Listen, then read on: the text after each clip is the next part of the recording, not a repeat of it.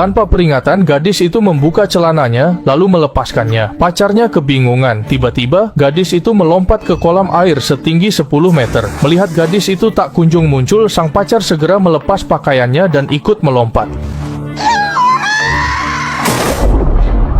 Dia terus-menerus memanggil nama gadis itu, tapi gadis itu sama sekali tidak menjawab. Sang pacar cemas berenang ke arah gadis itu jatuh. Setelah bersusah payah, ia melihat kedua kaki gadis itu terjepit batu besar. Sang pacar berniat membantu, tapi tak disangka gadis itu mudah melepaskan diri dan naik ke permukaan air sendiri. Melihat kejahilannya berhasil, gadis itu tak bisa menahan tawa dan tertawa terbahak-bahak. Sang pacar belum pernah bertemu dengan gadis seberani itu, jadi ia langsung mengajak gadis itu pergi berlayar bersamanya dengan tujuan mereka adalah Santiago. Namun mereka tak menyangka, perjalanan ke laut kali ini membuat mereka menghadapi badai. Kapal mereka miring hampir setengah dan kini mereka di 11 derajat lintang utara dan 12 derajat bujur barat. Masih 1000 mil menuju pusat badai. Bertahan hidup, caranya adalah berlayar melawan angin. Sang pacar cepat menarik layar, meminta gadis itu membantu melepaskan tali layar. Namun badai besar, proses menarik layar tak mulus. Sebuah ombak besar menghantam. Gadis itu nyaris terseret ke laut. Setelah menstabilkan tubuhnya, ada pengumuman di radio mereka sedang menghadapi badai tropis tingkat 2. Gadis itu kembali ke kabin untuk minta tolong. Namun sebelum bantuan datang, mereka tetap harus mandiri.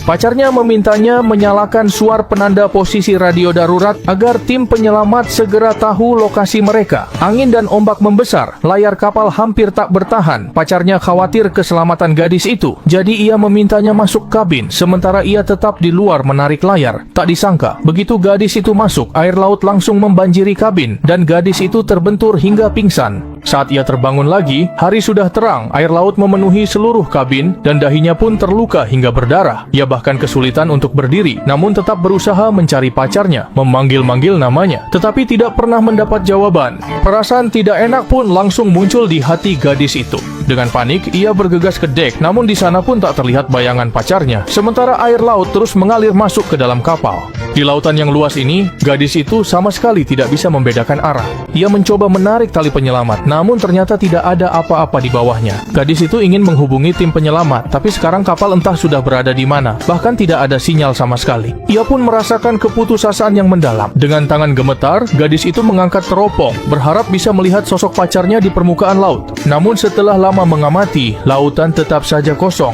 Ia terjatuh di dek dan menangis putus asa. Namun setelah kesedihannya reda, ia menguatkan diri dan terus memantau sekeliling dengan teropong. Sekoci di kapal sudah tidak ada, mungkin pacarnya ada di sekoci. Gadis itu melihat secercah harapan dan ingin mengemudikan kapal untuk mencari pacarnya. Namun air sudah banyak masuk ke dalam kabin, sehingga kapal tidak bisa dinyalakan. Ia hanya bisa membersihkan air di dalam kabin, menambal bagian yang rusak dengan lakban. Setelah sibuk selama 2 jam, akhirnya gadis itu berhasil memasang layar. Dan pada saat itu, dia menemukan sesuatu yang baru di laut. Gadis itu tertarik dengan sesuatu yang mengapung di permukaan. Ia segera mengambil teropong untuk melihat lebih jelas, dan tak disangka, ternyata itu adalah pacarnya yang terbawa ombak. Melihat hal itu, gadis itu tidak ragu, ia mengikatkan tali pada dirinya, lalu melompat ke laut menghadapi ombak besar. Dengan semua tenaga, ia berenang menuju pacarnya yang pingsan, lalu memanfaatkan tali untuk menarik mereka ke perahu. Saat naik, gadis itu menyadari pacarnya terluka parah. Ia harus segera mencari cara meninggalkan lautan ini, jika tidak, mereka berdua akan mati di kapal ini.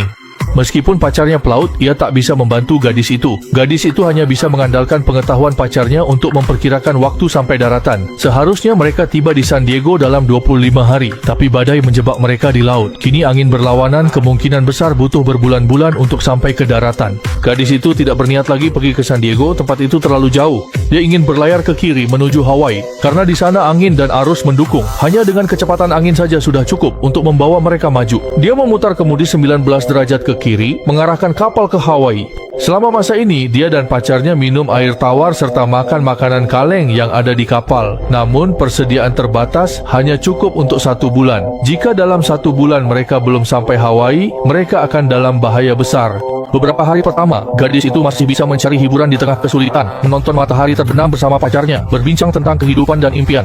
Namun perlahan-lahan dia mulai tidak sanggup bertahan. Hanya dalam 5 hari, gadis itu sudah tersiksa hingga tampak sangat lelah dan lesu. Dia menyadari kapal melenceng 60 mil, lintangnya juga bergeser 1 derajat. Mereka masih 1.800 mil dari Hawaii. Kapal tak bisa bergerak maju, hanya mengandalkan kecepatan angin. Kemana angin bertiup, kesanalah mereka terbawa. Ini sama saja menyerahkan nasib pada takdir. Gadis itu mulai mudah marah, tak bisa mengandalkan pacarnya, jadi dia harus turun ke laut sendiri menangani dinding samping kapal di bawah air. Dia menduga benda itu penyebab hambatan, berusaha keras menarik dan mencoba melepaskannya, tapi sayangnya tak berhasil. Beberapa hari berlalu cepat, kapal masih tak bisa berlayar, dan hari-hari terombang-ambing di laut terasa menyiksa. Wajah gadis itu terluka karena angin, dan luka pacarnya meradang membengkak. Tanpa obat di kapal, gadis itu mencari alkohol untuk mendisinfeksi luka. Persediaan air tawar mereka menipis, dan sisa makanan kaleng tak akan bertahan lama.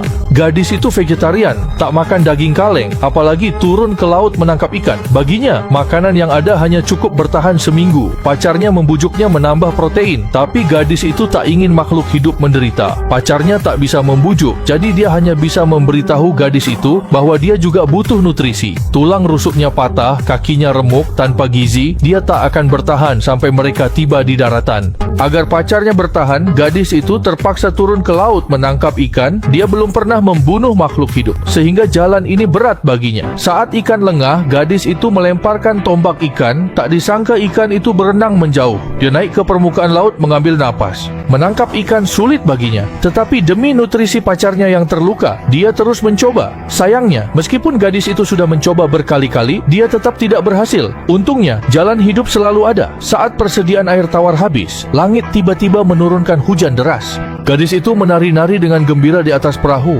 Sayangnya, air hujan tak bisa disimpan lama. Pada hari ke-18 terjebak di laut, dia menemukan sedikit alkohol di kabin. Karena tak ada air, dia dan pacarnya meminum alkohol itu. Namun setelah minum, mulut mereka makin haus. Tanpa makanan, minuman, dan pertolongan, gadis itu merasa putus asa. Suatu malam dia melihat sebuah kapal pesiar melintas di dekat mereka.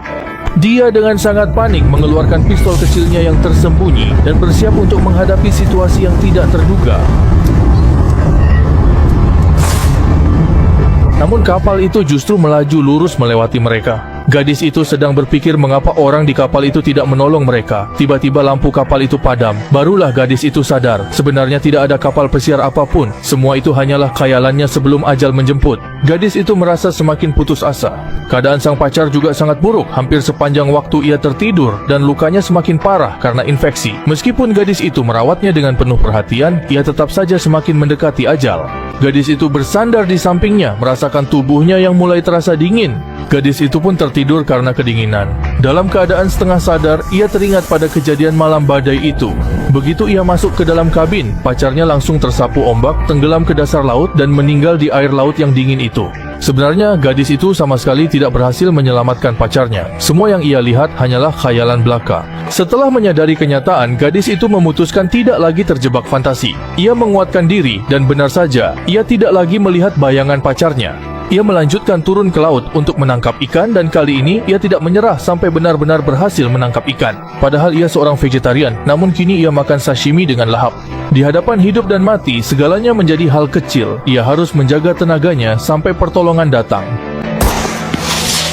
Akhirnya, sebuah kapal melihatnya dan menyelamatkannya. Setelah terombang-ambing di laut lebih dari 40 hari, gadis itu kembali ke daratan. Ia tidak akan pernah melupakan pengalaman ini. Perahu itu tetap ia simpan. Meskipun sudah tidak bersama pacarnya, ia tetap pergi melaut. Ini adalah film yang diadaptasi dari kisah nyata. Tokoh utama wanita dalam kisah nyata ini, setelah mengalami bencana tersebut, tetap tidak berhenti menjelajah. Ia terus berlayar, membawa foto mendiang kekasihnya, dan bersama foto itu, ia mengelilingi seluruh dunia.